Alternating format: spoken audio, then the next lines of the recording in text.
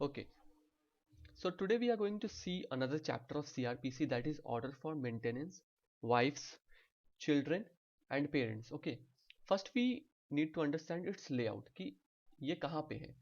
तो ये CRPC के चैप्टर 9 में गिवन है. ओके, एंड इसमें सेक्शन 125 टू 128 के अंदर ये प्रोविजंस दिए हुए हैं. Okay, and before we start this chapter we need to understand कि ये जो प्रोविजन है सेक्शन 125 टू 128 ये कहाँ कहाँ पे एप्लीकेबल होता है. तो as you can see chapter 125 to 128 are applicable to all persons, okay, belonging to all religions and have no relationship with the personal law of the parties. Okay, section 125 to 128 में जो भी provisions दिए हुए हैं ये regardless of your religion, आप किस religion से बिलोंग करते हैं, ये हर रिलीजन पे एप्लीकेबल होता है. Okay, now come straight to the provisions. यहाँ पे कुछ केस लॉज हैं. Okay, now the first section is section 125. Okay, this section talks about order for maintenance of wives, children and parents. Okay, इसमें जो subsection 1 है वो है if any person, कोई भी ऐसा पर्सन है जिसके पास सफिशिएंट मींस है, ओके, और वो निग्लेक्ट करता है या रिफ्यूज करता है टू मेंटेन. किसको रिफ्यूज या निग्लेक्ट करता है? हिज वाइफ, जो खुद को मेंटेन नहीं कर सकती है. सेकंड वन इज लेजिटिमेट और illegitimate minor child, okay, whether married और not able to maintain itself. उसका खुद का कोई माइनर चाइल्ड है या फिर इलेजिटिमेट चाइल्ड है, मतलब किसी और से उस कोई वो चाइल्ड है और वो माइनर है. ओके, उसकी शादी हो गई है या नहीं हुई है वो रिलेवेंट नहीं है, बट वो खुद को मेंटेन नहीं कर सकता है. तो ये सेकंड कैटेगरी थी. थर्ड कैटेगरी में है लेजिटिमेट और illegitimate child not being a married daughter who has attend majority but is physically और mentally abnormal, not unable to maintain itself. अब उसी तरीके से थर्ड कैटेगरी में लेजिटिमेट और इलेजिटिमेट चाइल्ड की बात की गई है, जो ऑल्दो जिसने मेजॉरिटी तो अटेन कर ली है बट ड्यू टू हीज और हर मेंटल एंड फिजिकल एबनॉर्मलिटी वो खुद को मेंटेन नहीं कर सकता है. And the fourth category is father और मदर, माँ बाप जो खुद को मेंटेन नहीं कर सकते हैं.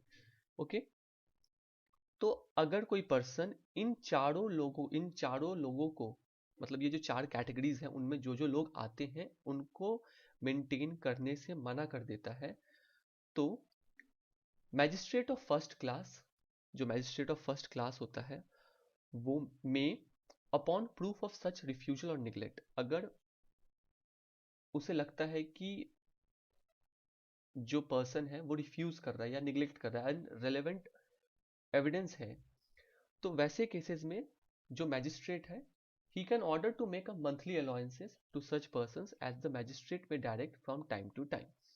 तो वैसे केसेस में मैजिस्ट्रेट मंथली अलाउंसेस दे सकती है वैसे लोगों को जो खुद को मेंटेन नहीं कर सकते हैं. ओके,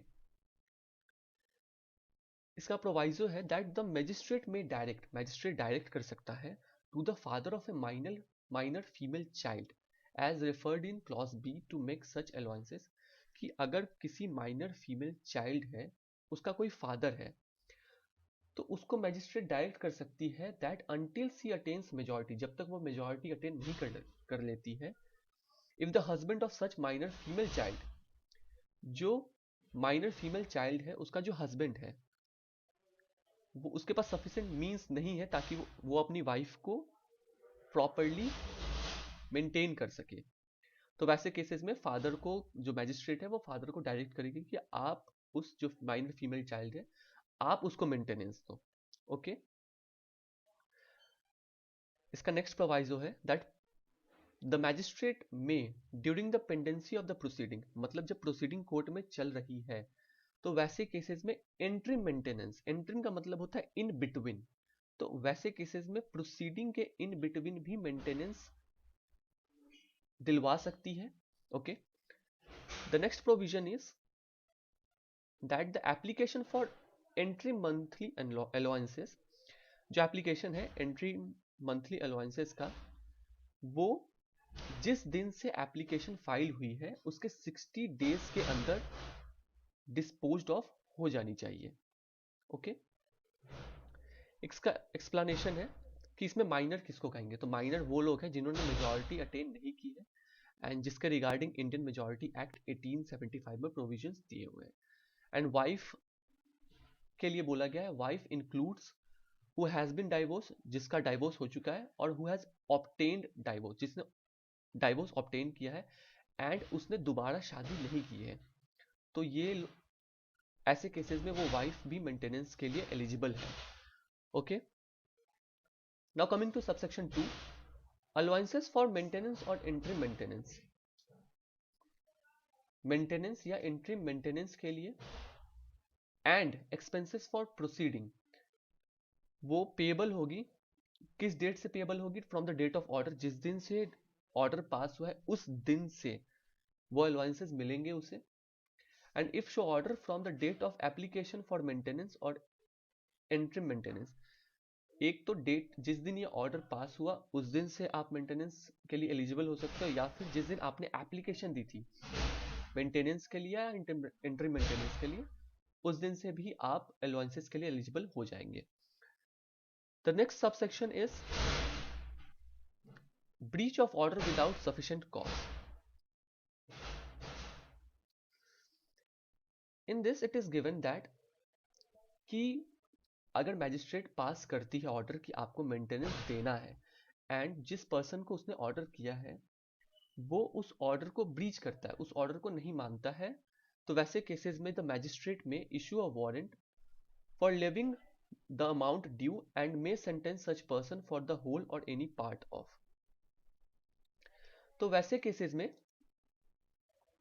जो मैजिस्ट्रेट है वो एक वारंट इशू कर सकती है कि जो भी अमाउंट ड्यू है आप उसको पे करो उस सच पर्सन को, या फिर उस पर्सन को 1 मंथ की इम्प्रिजनमेंट हो सकती है, और ये तब तक अगर 1 मंथ से पहले वो पे कर देता है तो उस केस में इम्प्रिजनमेंट वहीं खत्म हो जाएगी, बट अगर वो नहीं करता है तो उसे मैक्सिमम 1 मंथ के लिए इम्प्रिजनमेंट में भेज दिया जाएगा। Okay, the next proviso is that no warrant shall be issued for the recovery of amount due, कोई भी वारंट इशू नहीं होगा unless application be made to the court within a period of 1 year from the date on which it become due।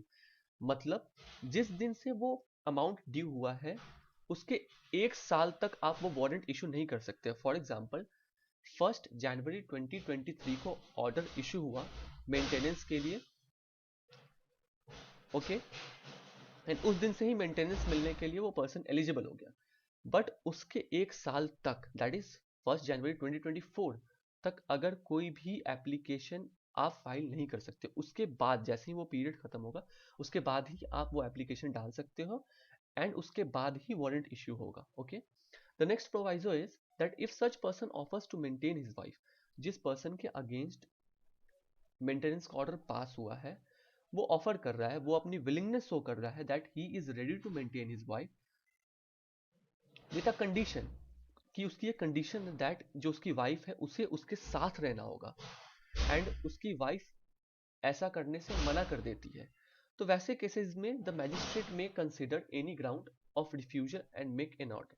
तो वैसे cases में magistrate maintenance के लिए मना कर सकती है किसी भी ग्राउंड पे। Okay, the explanation in this subsection is that if a husband contracted marriage with another woman or keeps a mistress shall be considered to be just ground for his wife refusal to live with him। okay, अगर wife इसलिए मना कर रही है क्योंकि उसका जो husband है उसने दूसरी शादी कर ली है या फिर वो किसी और वुमेन के साथ रहने लगा है, तो वैसे केसेस में ये कोर्ट मानेगी कि this is a genuine reason not to live with her husband. Okay, तो वैसे केसेस में कोर्ट ऐसा देखेगी। The next subsection is subsection 4। इसमें बोला है तो no wife shall be entitled to maintenance or interim maintenance, कि ऐसे कौन कौन से केसेस हैं जिसमें वाइफ ना ही मेंटेनेंस और ना ही इंटरिम मेंटेनेंस के लिए एलिजिबल होगी। वो कौन से केसेस है? जब वो एडल्ट्री में रह रही है, या फिर without sufficient reason refuses to live with husband, बिना किसी सफिशिएंट रीजन के अपने हस्बैंड के साथ रहने से मना कर रही है, और they are living separately by mutual consent, या फिर दोनों एक दूसरे से अलग रह रहे हैं and they have taken this decision by mutual consent. Okay, the next subsection is subsection 5, which states that on proof that the wife is, अगर ये proof हो जाता है कि wife या तो adultery में रह रही है, या फिर बिना sufficient reason के अपने husband के साथ नहीं रह रही है, या फिर mutual consent के बाद वो एक दूसरे से अलग रह रहे हैं, तो वैसे केसेस में जो मैजिस्ट्रेट है वो ऑर्डर कैंसिल कर सकती है. कौन सा ऑर्डर? मेंटेनेंस का order. Okay, so this was section 125. Okay, उसके बाद एनालिसिस ऑफ द सेक्शन है, कुछ केस लॉज वगैरह दिए गए हैं. ओके, जैसे section 125 applies both to women who have been divorced before और after the new code came into force. मतलब सीआरपीसी जब आया उससे पहले से अगर कोई भी वुमेन जिसका डाइवोर्स हो चुका है, या फिर कोड आने के बाद किसी वुमेन का डाइवोर्स हुआ है, तो वैसे केसेस में भी वो मेंटेनेंस के लिए एलिजिबल होगी. Okay, so these are the notes of section 125. उसी तरीके से 126 में procedure is given. 127 is all about alteration in allowances, की अलाउंसेस जो ऑर्डर किया गया था, कुछ चेंज ऑफ सर्कमस्टांसेस की वजह से भी जो मेंटेनेंस का ऑर्डर है वो चेंज हो सकता है. And lastly we have section 128 which deals with enforcement of order for maintenance. Okay, so this was chapter 9 of CRPC. Okay, if you want to buy these notes, okay, these are the complete notes of CRPC. If you want to buy these notes, you can DM me on Instagram or WhatsApp. Okay,